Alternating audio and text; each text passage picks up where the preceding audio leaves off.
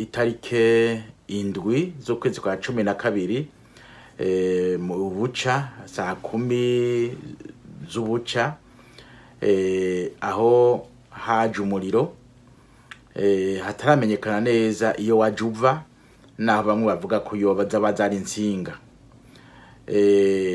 Uwo muriro rero waratemye uratongora ububohero bwose bwari muri iryo bohero rikuru ku buryo uyu munsi turimo turabona abantu benshi bariko baratwagwa guhambwa ibiziga vyinshi byuzuye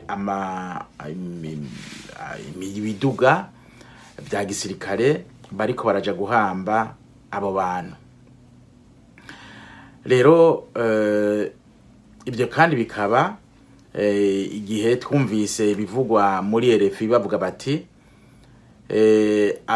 bariko baricwa n'izo mbeya z'umuriro, barakomye induru, barahamagara abapolisi babacunga ngo babugururire batoroke izo mbeya z'umuriro, baranka bati twebwe byavuye hejuru, nta ruhusha tubifitiye rwo kubakura muri uwo mucanwa. Kandi bakavuga yuko bafasha bya biduga biza gufasha yego hadutse intureka y'umuriro byashitse amasaha 2 aheze. Biba bisigura yuko mu masaha 2 umuriro wadutse wamaze gutema gatongora, koko ibohero nibohero haba hari ibintu byinshi bisha, abantu basha, ugasanga rero iyo baje gutabara bazi wararyamaze kugwa.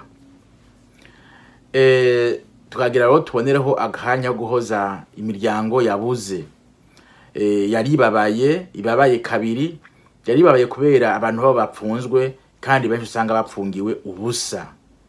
Hanyuma tukabahoza kubera ko babaye bugira kabiri, abo bantu bari bitezwe yuko bazocirwa imanza bagataha iwabo mu miryango yabo, ariko ngaho ubuzima bwabo buhereye ngaho mu minyororo. Aha kandi twagira ngo tumenyeshe yuko muri iryo bohero hari hasanzwe izindi ngorane kubera ko hari abantu benshi b'umurengera, kuko ryari bohero ryagenewe abantu 400, ariko hari hamaze gushika 1539. Murumva n'abantu b'umurengera. Rero twagira ngo ahubwo dutera ivyatsi by'ukuri abantu bo muri leta, kuko abantu bo muri leta